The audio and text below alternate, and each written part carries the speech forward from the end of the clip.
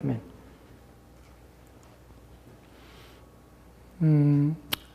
오늘 죽음에 대한 얘기를 좀 하려고 하는데요. 제가 5년 전에 죽음에 대한 설교를 여러 편 했던 적이 있습니다. 다시 이 죽음에 대한 이야기를 하는 이유는 무엇이냐면 사람들이 잘못 알고 있고 또한 죽음에 대해서 잘 인식하지 못해서 그리스도인임에도 불구하고 죽음에 대해서 오해하는 부분이 있기에 그 부분을 바로잡고 또한 여러분이 두려움 없이 여러분의 인생에 다가오는 죽음을 맞이하고 또 준비할 수 있기를 바랍니다. 제가 3주 전에 제가 꿈을 꿨습니다. 그 꿈에 대해서 명확하게 다 기억은 나지 않지만 한 가지 명확한 것은 그 꿈속에서 제가 저녁에 잘 때 잠자기 전에 제가 기도하거든요. 하나님 평안한 잠을 주십시오. 그리고 오늘 하루도 반성하고 또한 돌아보고 그리고 이제 하루를 마감하며 잠자리에 듭니다. 근데 그날 꿈에 그런 꿈을 꿨습니다. 제 인생의 마지막 날이었습니다. 이제 곧 죽음이 다가오구나 하는 것을 제가 직감하였습니다. 그래서 이제 얼마 남지 않았구나. 그리고 죽음을 이제 맞이하고 있는데 새로운 차원에 들어서게 되는 것을 마음이 이제 느끼게 됐어요. 이제 죽는구나. 그리고 그 안에 들어가는구나. 그러면서 마음에 갑자기 두려움이 들었습니다. 여기는 내가 만약에 의식을 잃고 이제 죽음 가운데 들어가면 어떻게 될 것이지? 그리고 그 점점 다가오는 느낌이 들었습니다. 그래서 내가 이제 곧 이 땅을 떠나는구나 하고 생각하면서 다가오는 죽음 앞에 제가 전에 경험하지 못한 것들을 경험하게 되는 순간에 이르렀을 때 그때 두려움이 있었지만 그 두려움 가운데서 제 마음속에 그런 마음이 들었습니다. 하나님 내 영혼을 하나님께 맡깁니다. 그런 마음과 그런 기도를 제가 드리고 있더라고요. 하나님 내 영혼을 하나님께 맡깁니다. 나는 한 번도 경험하지 못한 것을 지금 경험하며 낯선 곳에 들어갑니다. 그 경험이 내게 두려움이 됩니다. 하나님 나는 하나님께 맡깁니다. 그리고 제가 그 꿈을 깨게 됩니다. 그 꿈을 생각하면서 죽을 때 어떨까 하는 생각이 저는 가끔 생각합니다. 내가 이 땅을 떠나는 그 순간에 어떤 느낌일까? 어떤 것들이 내 안에 일어날까? 내 육신과 분리되는 내 영혼은 어떤 상태에 있을까? 하는 것들에 대해서 성경은 명확하게 그 부분을 다 말해주지 않지만 그 때문에 여러 가지 생각들을 하게 됩니다. 그러나 그 가운데 중요한 것은 내가 하나님을 의지하고 있구나. 하나님 내 영혼을 받으시옵소서 라고 구하고 있구나 하는 생각이 들었습니다. 제가 오늘 죽음에 대해서 여러분과 함께 나누고 싶은 내용은 그런 과정이 아니라 다른 차원에서 여러분에게 죽음에 대한 이야기를 좀 하려고 합니다. 지난 총회 6월 달에 총회가 있었습니다. 총회에 참석해서 함께 식사하면서 목사님들과 교제하는 시간들이 있습니다. 근데 그때에 한 목사님이 그런 얘기를 꺼냈습니다. 자기는 지금 죽은 다음에 장지를 알아보려고 지금 찾고 있는데 장지가 너무 비싸다는 것이에요. 묘자리가 너무 비싸다는 것이.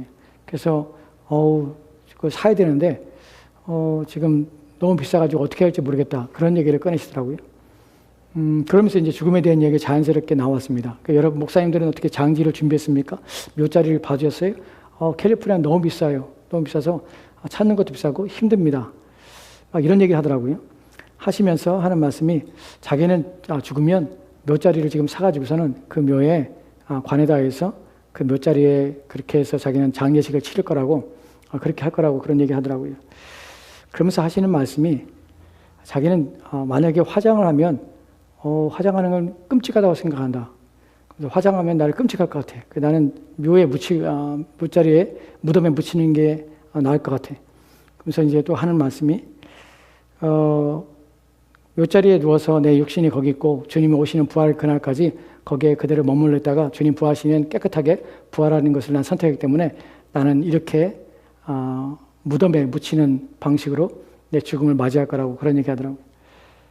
여러분 제가 이 말씀을 여러분에 드릴 때 여러분에게 걸리는 것이 있습니까? 문제가 되는 것이 있습니까? 저는 문제가 됩니다. 제가 그 얘기를 듣고 나서 목사님 화장한다고, 죽은 다음에 화장한다고 해서 어떤 큰 변화가 있을까요? 화장하는 것이 두려워하는 것이 목사님이 지금 살아계신 겁니까? 살아있기 때문에 화장하면은 뜨거울까봐 걱정하는 것입니까? 두 번째 문제는 목사님이 부활할 때에 그 무덤에 있는 그 몸이 부활하는 겁니까? 큰 몸은 부활하지 않습니다. 새로운 몸을 입습니다. 근데 그 무덤에 내 몸을 놓고 내가 부활 때까지 거기서 기다린다? 목사님 무덤에 있을 겁니까? 이 말을 제가 하면서 왜 성경에 대해서 이분들은 이렇게 모를까? 왜 이렇게 무지할까? 제가 이런 말 하니까 옆에 있던 사모님이 그러더라고요. 목사님 그래도 유대인들은 다 묘지에다가 장례식 한다고. 그래서 무덤에 묻힌다고. 유대인들이 그런다고. 그래서 우리도 그래야 된다고. 사모님, 유대인들이 그리스도인입니까? 유대인들이 예수 믿습니까? 유대인들이 부활을 믿습니까? 다? 그들이 부활합니까? 구약에서 그렇게 한다고. 그럼 구약에서 그렇게 하는 것이 모범으로서 우리 가운데 보여진 것입니까? 그러면 화장당한 사람들은 부활하지 못합니까? 수많은 순교자들은 화장을 당하고 그 사람들은 부활의 날에 그들은 몸을 잃어버린 것입니까? 어디 성경에 무덤에 묻히라고 그래야만 부활한다고 가르치는 성경 구절이 어디 있습니까? 화장한다고 부활하지 못한다는 말이 어디 있습니까? 순교자들이 맹수에게 물어뜯기고 그리고 목에 잘려서 시체가 산천에 나뒹굴 때도 그들이 그럼 부활하지 못하는 겁니까? 그렇지 않습니다. 유대인들은 그리스도인이 아닙니다. 성경에는 유대인처럼 하라고 하지 않습니다. 왜 그런 말씀하십니까? 유대인들이 말하는 것이 진리입니까? 이런 말을 하니까 얼굴이 벌개지더라고요. 또 한 목사님이 그런 얘기 하더라고요. 제가 기가 막혀서 어떤 말씀 하시냐면은 그래도 무덤에 묻혀야 자녀들이 1년에 한두 번 와서 얼굴에도 비치지. 뭐가 문제일까요? 이 이야기 속에서. 자녀들이 나를 기억해 줄 거야. 그래도 무덤에 있으니까 애들이 와서 나를 보고 가지. 무슨 문제가 있죠? 여러분, 그리스도인이 아니라면 아무 문제 없습니다. 그들은 그렇게 믿어요. 하지만 그리스도는 이 말에 미친 거 아니야? 나는 얘기를 하게 됩니다. 왜 그럴까요? 무덤에 와서 보는 것이 아니에요. 거기에 그분이 있지 않습니다. 여러분이 죽으면 무덤에 삽니까? 그리스도인이 죽으면 무덤에 머뭅니까? 그 자식이 와서 봅니까? 그때 자식을 만납니까? 누가 얘기합니까? 이런 얘기를. 목사들이 얘기해요. 뭘 모르기 때문에 그럽니까? 죽음과 부활에 대해서 무지하기 때문에 이런 말을 합니다. 여러분, 죽은 다음에 자녀들을 위해서 자녀들이 와서 무덤에 보면은 나를 기억하는 것을 내가 생각이나 합니까? 사람들은 착각합니다. 죽은 다음에 어떤 상태에 있는지를 모르기 때문에 그런 착각을 합니다. 여러분, 그리스도인 중에서 그런 얘기하는 사람이 있습니다. 우리 부모님이 천국에서 나를 위해 기도할 거라고. 내 영혼과 우리 가족을 위해서 기도할 거라고. 여러분, 그럽니까? 성경에 그렇게 나옵니까? 죽은 부모님이 나를 위해 기도합니까? 무엇에 대해 무지한 겁니까? 죽은 상태에 어떤 상태에 있는 것입니까? 제가 이 다른 설교를 제가 하나 준비하고 있습니다. 계시록 6장에 9절, 10절, 11절 말씀에 나오는 내용들을 가지고 설교를 준비하고 있는데 죽은 후에 사람들이 우리 부모님이 나를 위해 기도하고 내 자식들이 나를 보러 오는 것들을 내가 생각하고 내 마음이 기쁘고 천만에요. 그런 일 없습니다. 여러분이 죽으면 끝이란 말이 아닙니다. 그리스도인이 죽은 다음에 그 영혼은 주님과 함께 있습니다. 그때에 여러분들은 여러분의 이 땅의 자녀들은 여러분의 자녀가 아닙니다. 왜냐하면 죽은 후에 우리는 이 땅의 모든 관계는 다 없어지고 다 폐하해지는 것입니다. 그래서 그 땅에 가면, 그 천국에 가면 우리는 무엇을 합니까? 계시록 6장에 9절, 10절, 11절 말씀에 뭐라고 합니까? 그들이 청원하고 있습니다. 기도하고 있습니다. 자녀들을 위해요? 아니요. 하나님 나라의 완성을 위해 기도합니다. 하나님의 공의와 정의를 위해 기도합니다. 우리가 죽은 후에 우리 자녀들을 더 이상 기억하지 않습니다, 여러분. 이 땅의 것은 우리 가운데 더 이상 매이지 않습니다. 묶이지 않습니다. 무엇을 통하여 합니까? 사도계인이 예수님과 대화 속에서 7 형제와 결혼한 여자가 죽은 후에 누구의 아내가 됩니까? 라는 말 속에서 죽은 후에는 더 이상 결혼이 존재하지 않습니다. 천국에는 천사들과 같이 결혼하지 않습니다. 누구의 와이프가 되는 것이 아닙니다. 무슨 말입니까? 천국에는 주님 앞에 가면 우리는 모두 다 형제요 자매입니다. 이 땅의 것은 끝이 나는 것입니다. 우리 자녀들 또한 천국에 가면 우리의 형제요 자매가 됩니다. 내 자녀가 아닙니다. 왜냐하면 오직 하나님을 아버지로 모시는 형제요 자매의 관계 속에 우리는 거하게 될 것입니다. 그 땅에 가서 자녀들을 위해 기도한다고요? 누가 가르치는 겁니까? 어디서 나오는 겁니까? 미신이에요. 예전에 김기동이라는 사람이 있었습니다. 그 사람이 귀신론을 가르쳤어요. 그 사람이 죽으면 천국에 못 간 사람은 다 귀신이라고 말합니다. 그래서 조상 귀신이 있어서 가게에 흐르는 저주를 끊어낸다고 말합니다. 사람들은 그것을 성경적으로 믿습니다. 누가요? 그리스도인이 그렇습니다. 그리스도인들이 무식하면 미신을 가지고 신앙인 것처럼 믿습니다. 목사들이 그런 방식으로 믿습니다.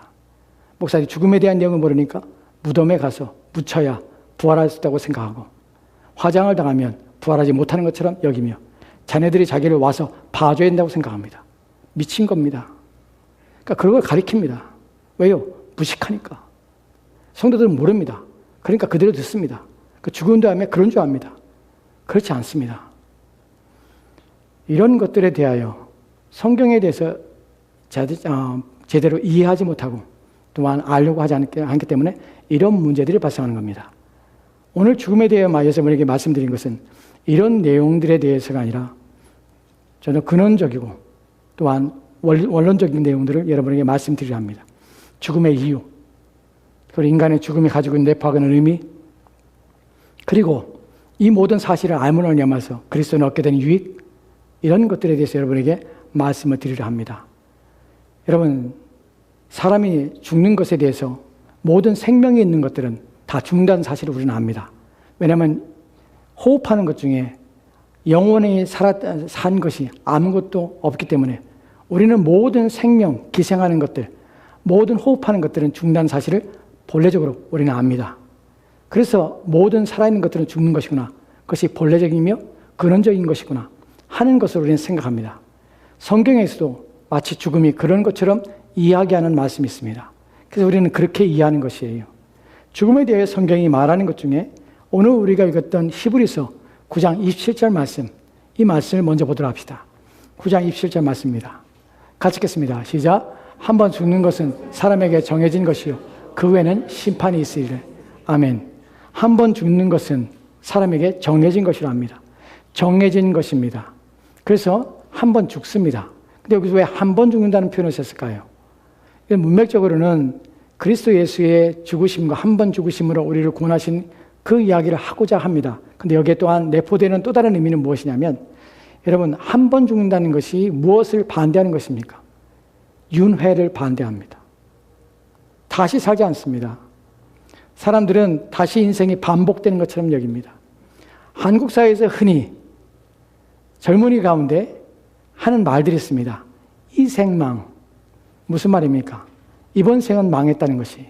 이 말에 담아진 의미는 무엇입니까? 다음 생이 있다고 생각하는 것이. 없습니다.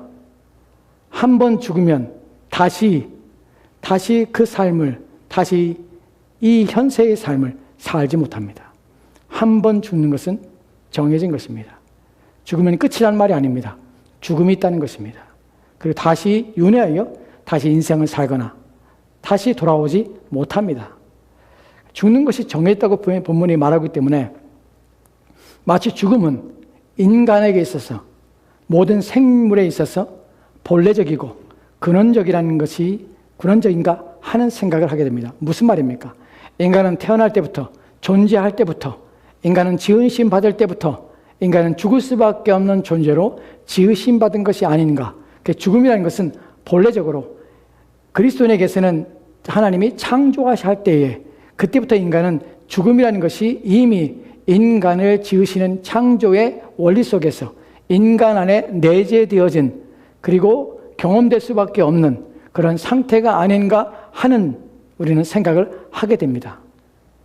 여러분, 그러나 성경은 이에 대하여 그렇지 않다고 말합니다. 죽음이라는 것은 하나님의 창조 시에 인간을 지으실 때에 죽음이라는 것을 함께 이 살아있는 생물 속에 덧붙여져서 너는 반드시 죽을 수밖에 없어. 그런 존재를 내가 지었어. 라고 하나님이 창조하신 창조의 원리 가운데 들어있지 않다는 사실이에요. 이것이 첫 번째 죽음에 대한 우리가 이해하는 가장 중요한 핵심 내용입니다. 죽음은 여러분에게 본래적인 것이 아닙니다. 모든 생명은 처음부터 원래 죽으라고 태어난 것이 아니라는 사실입니다. 이 사실에 대해 명확하게 우리가 알게 하는 것이 무엇이냐면 우리를 살리기 위한 일들이 났다는 것이에요. 죽음이 본래적이라면 그 본래적으로 죽는 것은 마땅한 것입니다. 근데 하나님께서 창조 시에 인간을 지을 때에 죽으라고 지었다면 그 죽음을 내버려 두는 것이 맞습니다. 근데 죽으라고 지은 것을 하나님이 왜 다시 살리고자 하시냐는 것이에요. 그것도 자신의 아들을 통하여 왜 다시 살리고자 하시냐는 것이에요. 이에 대하여 디모데후서 1장 10절 말씀은 이렇게 읽겠습니다. 디모데후서 1장 10절 말씀 같이 돌아갑시다. 같이 읽겠습니다. 시작. 이제는 우리 구주 그리스도 예수의 나타나심을 말미암아 나타났으니 그는 사망을 패하시고 복음으로 새 생명과 썩지 아니할 것을 드러내신지라. 아멘. 복음으로써 생명과 썩지 아니하심을 드러내신지라. 누가? 예수 그리스도께서. 본문을 보면 이제는 우리 구주 그리스도 예수의 나타나심을 말미암아 우리 주님이 나타나셨습니다. 나타나심을 말미암아서 무엇이 나타나고 보여졌는데 그것이 무엇이냐면 그분이 오셔서 사망을 패하셨다는 것입니다. 여러분 생각해 봅시다. 우리가 기본적으로 알고 있는 또 세상 사람들이 알고 있는 동일하게 사람들이 인식하는 죽음에 대한 이해는 무엇이냐면 죽음이라는 것은 모든 호흡하는 것들은 모두 죽음을 맞이한다는 이 진리 앞에 우리의 생각은 죽음이라는 것은 생리적이고 본성적이며 본질적으로 인간에게 내재된 것이라고 우리는 착각한다는 것이에요. 죽음은 마치 그런 것에 생기는 것이에요. 사람들이 죽음을 생각할 때 죽음은 왜 죽습니까? 라는 물음 앞에 사람들은 늙어서 죽습니다. 모든 육체의 기능이 다 이제 소진하여서 죽습니다. 무엇으로 죽음에 대한 정의를 합니까? 우리는 생물학적으로, 우리는 의학적으로 죽음에 대한 판단을 합니다. 늙어서 죽습니다. 병들어 죽습니다. 아니면 불의의 사고로 죽습니다. 라는 것으로 우리는 죽음을 정의하고 있다는 것이에요. 죽음은 자연스러운 것처럼 받아들입니다. 근데 성경은 죽음은 자연스러운 것이 아니라는 사실이에요. 우리에게서 죽음은 이것은 마땅히 우리가 받아야 될, 마땅히 우리가 경험할 수밖에 없는 그런 것이 아니란 사실이에요. 왜냐하면 죽음이 마땅한 것이라면 죽음을 패하시려 주님께서 오실 이유가 없다는 것이에요. 왜냐하면 당연한 것을 왜 그것을 거역합니까? 하나님이 죽으라고 지은 것을 왜 다시 살리기 위해서 자신의 아들을 십자가에 달려 죽게 하시는 방식으로 이 죽음을 패하시는 것입니까? 왜 생명을 주시는 것입니까? 왜 썩지 않게 하시는 것입니까? 생명을 주시고 썩지 않게 하시고 죽음을 패하시는 것은 죽음이라는 것은 마땅한 것이 아니기 때문에 그런 것이에요. 하나님이 원하시는 것이 아니기 때문에 그래요. 하나님이 죽으라고 지어놓고 생각해보니까 죽지 않았으면 좋겠어 라고 그 자신의 뜻을 되돌이켜서 다시 살게 하시는 것입니까?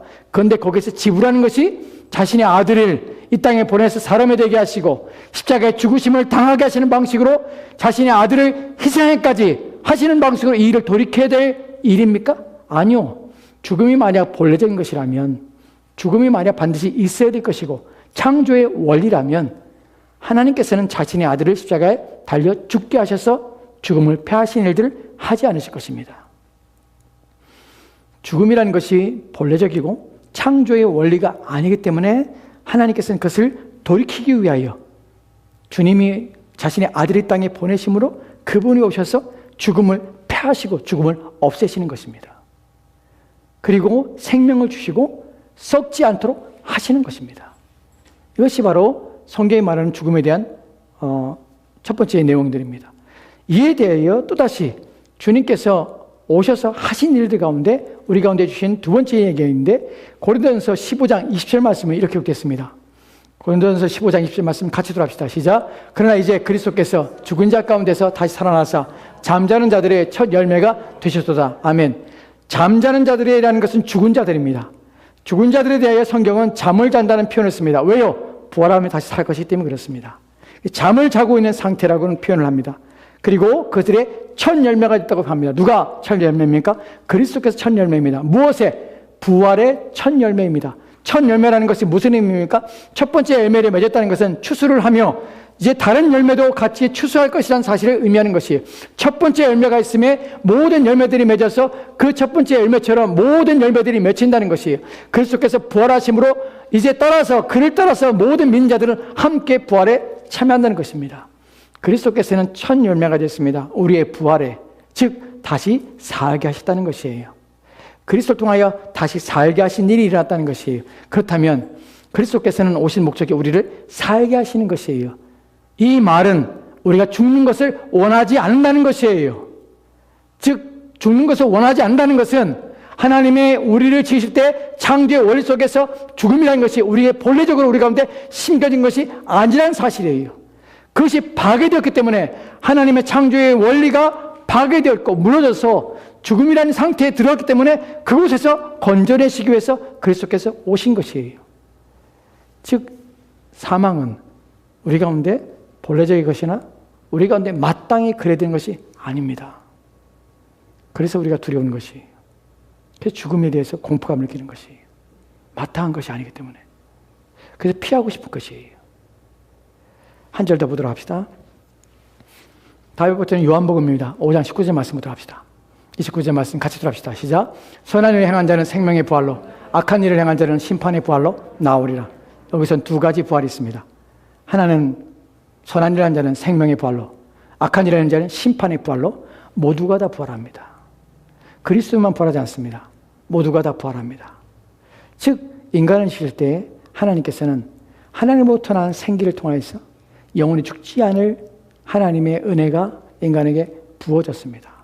그러니까 인간은 하나님의 은혜 속에서 영원히 살 수 있는 상태가 되었다는 것이에요. 근데 사망이 오게 된 것이에요. 이제부터 살펴볼 것은 인간이 왜 죽게 됐는가? 하나님의 창조의 원리 속에서 인간은 영원토록 살게 하셨다는 것인데, 그렇다면 인간의 죽음의 이유가 무엇인가? 왜 죽는가 하는 부분이에요. 늙어서 죽는 것이 아닙니다. 우리의 몸이 쇠진해 죽는 것이 아닙니다. 죽음의 이유가 있습니다. 로마서 5장 17절 말씀은 이렇게 읽겠습니다. 같이 들어갑시다. 시작. 한 사람의 범죄로 말미암아 사망의 그 한 사람을 통하여 왕노릇하였은즉 더욱 은혜와 의의 선물을 넘치게 받는 자들은 한 분 예수 그리스도를 통하여 생명 안에서 왕노릇하리로다. 아멘. 여기서 생명 안에서 왕노릇하는 것과 사망의 왕노릇하는 것이 있습니다. 한 사람의 범죄로 말미암아서 어떻게 그 사망이 죽음이라는 것이 그 한 사람을 통하여 왕노릇하였다. 누구에게? 모든 그의 후손들에게. 아담 한 사람의 범죄로 말미암아 죄로 말미암아 사망이 들어오고 그 사망이 모든 아담의 후손 모두에게 지배하여서 왕노릇하고 있다는 것이에요. 즉 이제부터 사망은 우리의 왕이 된 것이에요. 우리를 지배하게 된 것이에요. 무엇 때문에? 한 사람인 아담의 죄로 말미암아서 아담의 후손은 아담이 범죄한 그 모든 죄의 영향력 아래에 놓여서 사망이라는 것이 이제 우리 가운데 덧붙임 바 되어서 이제 우리가 죽음의 지배를 받게 된 상태에 놓여 있다는 것입니다. 한 구절 더 보도록 합시다. 로마서 6장 23절 말씀입니다. 같이 들어갑시다. 시작. 죄의 삭은 사망이요 하나님의 은사는 그리스도 예수 우리 주 안에 있는 영생이니라. 아멘. 본문에서 죄의 삭은 뭡니까? 사망입니다. 명확하게 말하고 있습니다. 5장 11절 말씀에서 뭐라고 말했습니까? 한 사람의 범죄함으로 사망이 우리 안에서 왕노릇했다고 합니다. 그것에 대하여 뭐라고 말하냐면 6장 23절 말씀에서 죄의 삭은 뭐라고요? 사망입니다. 그럼 죽음은 왜 존재하는 것입니까? 죄이기 때문에 죽습니다. 죄를 지었기 때문에 죽습니다. 이 죄란 무엇입니까? 여러분 사회의 도덕과 윤리를 말하는 것이 아니에요. 하나님 앞에서 여러분 죄인이라는 사실이에요.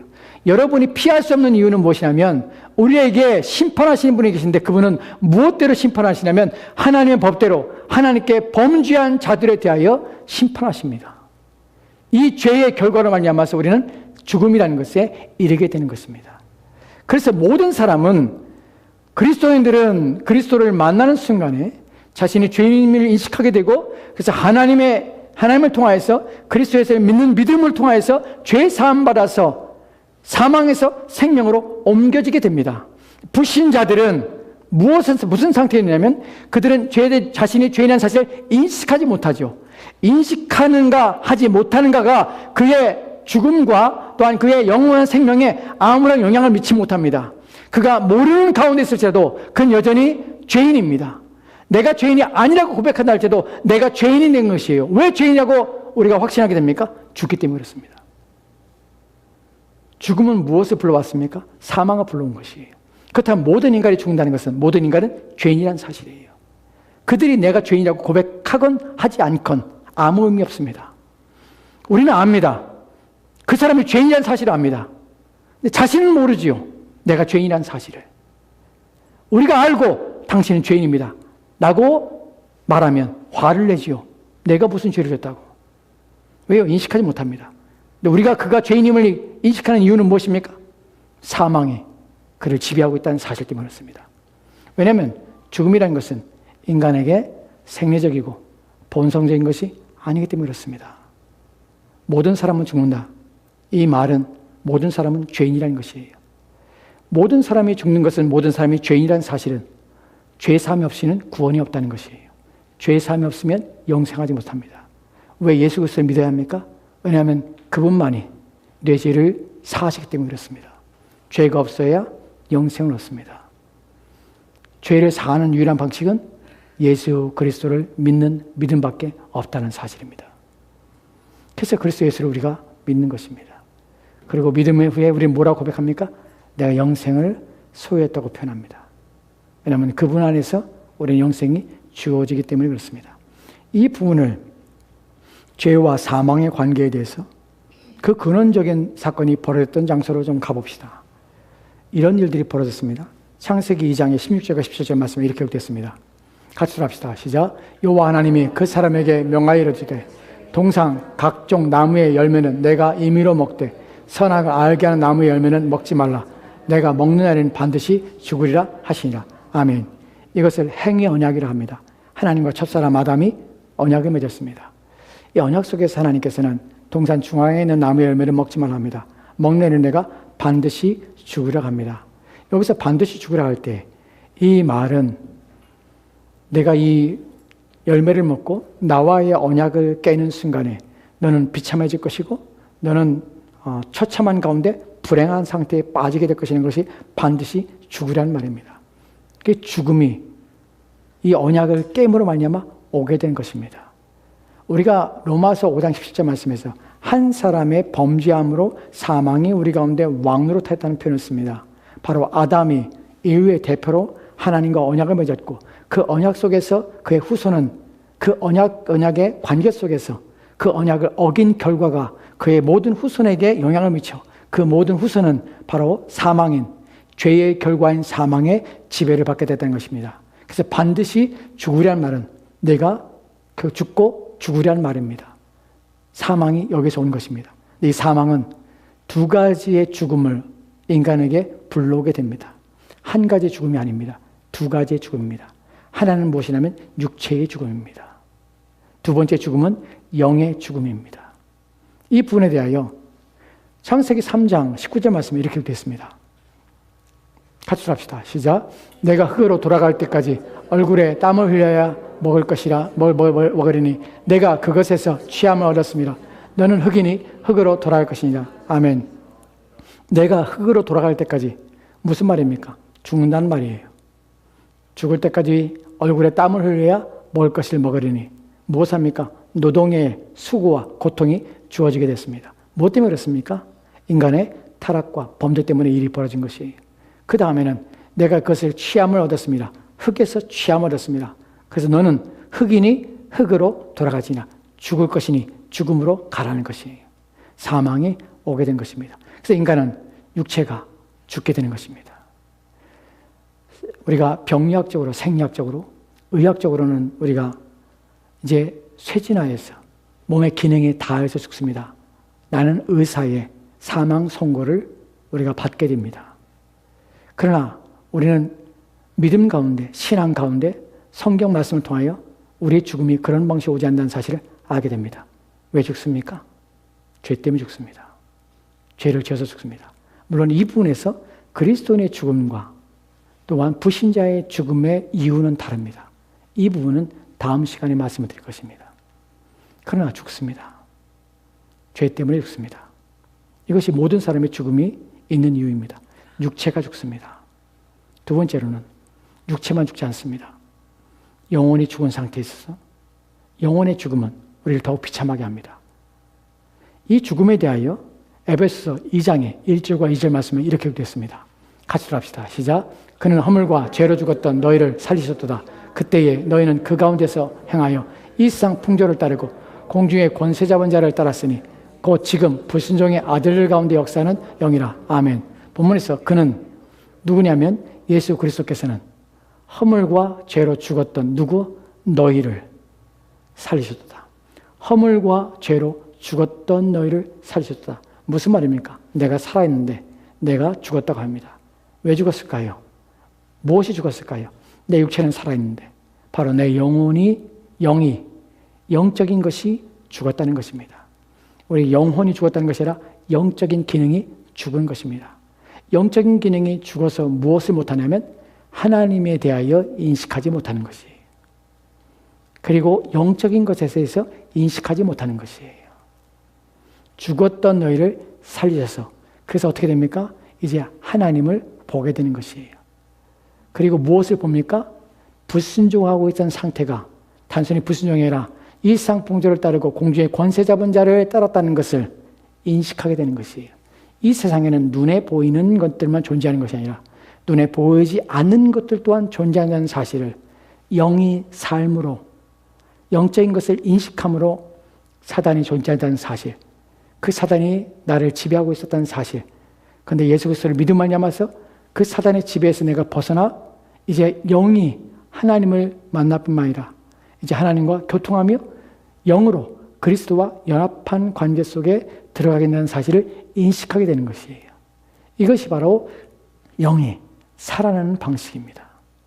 즉 그리스도의 죽으심을 통해서 우리는 두 가지 모두의 부활, 살아남을 경험하게 됩니다. 첫 번째는 우리 육체가 살게 됩니다. 그래서 영혼이 죽지 않고 둘째 부활에 참여하게 됩니다. 첫 번째 부활은 무엇입니까? 성경은 부활이 두 번 있다고 합니다. 두 번은 요한복음에서 예수님께서는 요한복음 11장에서 나는 부활이요 생명이니 나를 믿는 자는 결코 죽지 아니할 것이요 또한 스스로 살아서 믿는 자는 영원히 죽지 아니하는 표현을 씁니다. 여기서 말씀할 때 이 말의 의미는 살아서 믿는 자는 죽지 아니할 것이다. 이 말은 살아서 믿는 자들은 살아있을 때 믿는 자들은 다시 부활할 것을 말하는 것이에요. 그들은 둘째 사망에 이르지 않습니다. 계시록 14장에는 첫 번째 사망과 둘째 사망이 말을 합니다. 첫 번째 사망은 우리 육체의 죽음이지만 육체의 죽음으로 끝이 나는 것이 아니라 우리는 다시 영원히 썩지 않을 몸을 입고 둘째의 사망에 이르지 않도록 두 번째 부활에 이르게 됩니다. 그래서 우리는 둘째 부활에 이르면 영원히 새로 몸 가운데 살게 되는 것입니다. 첫째의 죽음은 우리 육체의 죽음입니다. 그리고 그 죽음 가운데 우리는 둘째의 첫 번째 부활은 우리가 그리스도 예수를 이 땅에 믿는 것이 바로 첫 번째 부활입니다. 그때 우리는 무엇이 경험하게 됩니까? 우리의 영이 살아나는 것을 경험하게 됩니다. 그래서 하나님을 인식하게 되고 알게 되는 것이에요. 그 첫 번째 부활에 참여한 자들이 바로 이런 상태에 놓이는 것입니다. 둘째 부활은 우리의 육체의 몸이 죽은 다음에 우리의 육체의 몸이 살아나는 날 그때에 우리는 완전한 부활에 참여하게 됩니다. 둘째 사망에 이르지 않는다고 성경이 말하는 내용입니다. 여러분에게 어려울 수 있습니다. 왜냐하면 이 부분들은 계시록과 또한 요한복음을 돌아가면서 그 본문들을 이해해야 합니다. 이 부분들은 나중에 차후에 또 설명을 드릴 것입니다. 오늘 이 전체적인 말씀의 내용들을 정리합니다. 여러분, 이 본문을 통하여 우리가 알게 되는 것은 무엇입니까? 죽음에 대한 이해를 우리가 갖습니다. 그래서 우리는 내가 늙어서 죽는 것이 아니구나. 내가 죄인이었구나. 그 죄의 상태 때문에 내가 죽음 가운데 들어가게 되는구나. 하지만 그리스도께서 나의 죄의 문제를 해결하셨구나. 이 죽음은 불신자의 죽음과 전혀 다른 차원의 죽음이 내게 올 것이구나. 나는 그들이 맛보는 것을 결코 맛보지 않을 것이다. 왜냐하면 나는 생명의 부활로 부활할 것이기 때문에 그렇다는 것이에요. 이것이 여러분에게 주는 유익은 무엇입니까? 죽음에 대해 두려워하지 마십시오. 나이가 먹어가면서 우리 육신이 쇠해지고 기력이 쇠할 때 죽음에 대한 생각을 합니다. 그때 막연한 두려움과 또는 누군가에 의해서 죽음 위에 되어질 다른 방식의 이야기들을 통해서 여러분 마음을 혼란하게 하지 마십시오. 여러분, 한 번 죽는 것은 정하신 것이라는 것이 모든 자들의 죽음이 끝이라는 것이 아닙니다. 저와 여러분들은 그리스도 안에 있습니다. 그리스도 예수 안에 있는 평강과 위로는 무엇입니까? 우리의 죽음은 그리스도께서 죽으신 죽음, 그것과 전혀 다른 죽음이라는 것이, 그리스도께서는 자신의 죄를 담당하심으로 우리의 죽음을 죽으신 것입니다. 그러나 우리는 그리스도처럼 우리의 죄에 대한 책임으로 우리는 죽지 않습니다. 우리의 죽음은 하나님의 은혜 가운데 들어가는 죽음이란 사실입니다. 그래서 복된 것입니다. 그래서 오늘 죽어도, 내가 그리스도 안에 있다면 오늘 죽어도 감사한 것입니다. 그래서 연연해하지 않습니다. 우리의 죽음이 다가온다 할지라도 우리는 불행하다고 여기지 않습니다. 여러분, 죽음을 생각할 때 모든 인생은 불행합니다.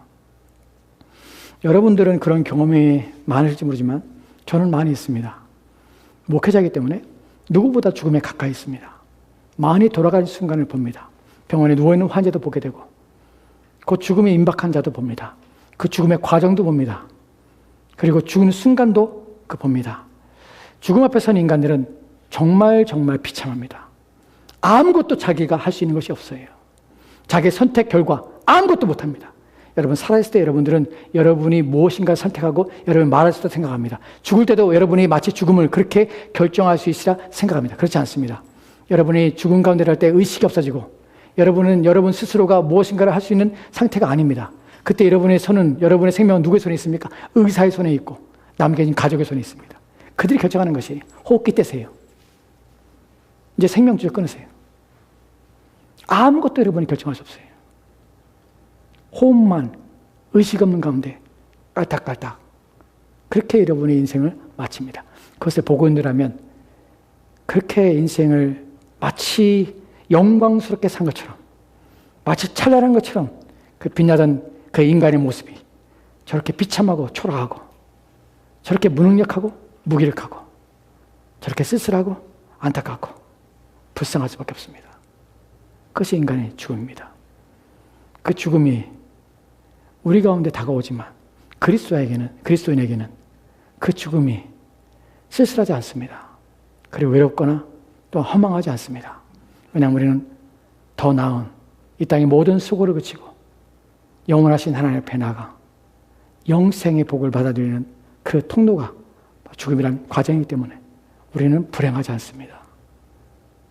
마지막으로 여러분에 드리고자 하는 것은 죽음에 대한 이야기를 통해서 죽음이 그런 식으로 우리 가운데 들어오는 것이고 죽음이 침입하여 인간의 가운데 들어와서 우리에게 왕노릇하는 것이라면, 여러분, 세상에서 벌어지는 수많은 불행과 수많은 악한 일들과 수많은 비참한 일들과 처참한 일에 대하여 결코 원인을 하나님께 돌리지 마십시오. 사람들은 그렇게 말합니다. 하나님이 계시다면 어떻게 이런 비참한 일이 일어납니까? 사람들은 인생을 살다가 그런 비참한 상황, 처참한 상황을 목격하게 됩니다.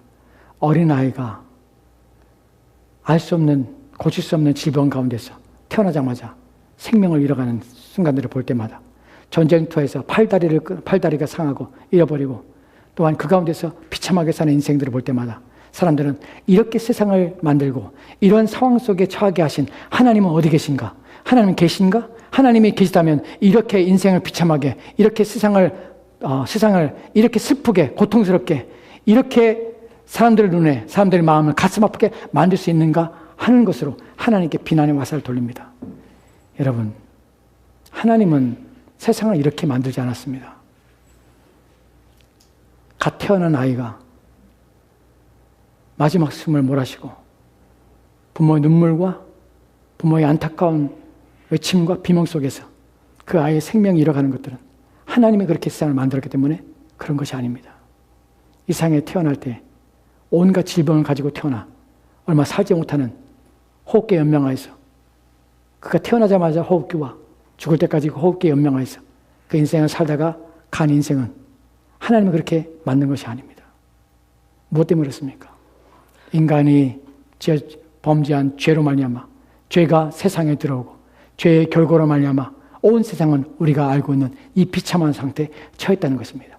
중요한 것은 이 비참한 상태를 내버려 두지 아니하시고 하나님께서는 자신의 아들을 이 땅에 보내셔서 그분을 통하여 인간들을 구원하시기 원하시며 그 비참한 상태에서 사망의 왕노릇한 데서 건져내시기를 원하신다는 사실입니다. 누가 하나님을 비난할 수 있습니까? 누가 하나님에 대하여 원망할 수 있습니까? 하나님은 자신의 아들을 이 땅에 보내서 십자가에 달려 죽게 하심으로 말미암아서 우리를 구원하시고자 원하시는데 여전히 거역하는 인간들은 무엇입니까? 여전히 믿지 않는 인간들은 무엇입니까?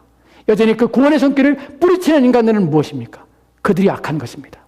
자신의 악함은 생각하지 않으면서 하나님의 구원의 손길을 거절하면서 하나님을 비난하며 이런 세상을 만들었다고 하나님께 손가락질하는 인간들은 정말 악한 것입니다. 오히려 누가 누굴 욕해야 됩니까? 그렇게 망가뜨리는 세상을 바르게 하고자 자신의 아들을 통하여 세상을 구원하고자 하시는 하나님의 은혜에 대하여 왜 침묵하는 것입니까? 왜 그것을 무시하는 것입니까? 그리고 무엇이 당당하다고 그 하나님께 손가락질합니까? 자신의 그 악함들은 인식하지 못하는 것입니다. 여러분, 복음을 알면, 하나님을 알면 결코 하나님 비난하지 못합니다. 오히려 하나님 은혜에 감사합니다. 우리를 내버려 두지 아니하시고 우리를 건져주기 위하여 자신의 아들을 이 땅에 보내신 하나님의 구원의 손길이 얼마나 감사한 것인가.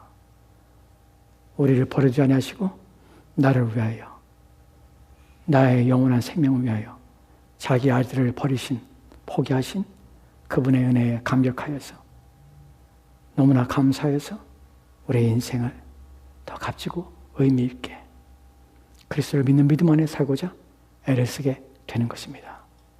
부디 이런 복음이 여러분 안에 들어와서 원망하는 마음이 하나님의 은혜 앞에서 감격하는 마음으로 바뀌어져서 여러분의 삶을 사시기를 바랍니다. 기도합시다. 하나님, 오늘 주의 말씀을 통해서 인간의 비참함, 인간의 불행의 원인이 무엇이고 왜 우리는 사망의 지배 가운데 이렇게밖에 인생을 살 수밖에 없는가 하는 것들에 대하여 주의 말씀을 통하여 살펴보게 되었습니다. 사람들은 죽음에 대하여 이상한 말들을 합니다. 성경에 없는 내용을 가지고 마치 진리인 양 믿고 삽니다. 두려움 가운데, 공포 가운데 살며 생각하지 아니하려 합니다. 그러나 우리는 죽음을 생각합니다. 왜냐하면 그 죽음은 우리에게 영원한 것이, 영원한 심판의 목적과 이유가 아니라 하나님 만나는 통로요, 또한 영원한 안식에 들어가는 과정이기 때문에 우리는 두려워하지 않습니다. 오히려 오고 있음에 감사할 뿐만 아니라 그날을 준비하며 예비합니다. 그리고 영원한 영생의 복을 받아누리기를 간절히 소망합니다. 그것이 우리가 그리스도 예수 안에서 발견한 진리요, 하나님께서 우리 가운데 주신 복음입니다. 이 복음 가운데 우리 인생을 살게 하시고 감사함과 주님 앞에 영광을 돌리는 삶으로 우리의 삶을 살아내도록 주여 도와주시옵소서. 주께서 함께 하고 나오며 예수님 이름으로 기도합니다. 아멘. 다 같이 찬송합시다. 다 같이 나서 찬송가 280절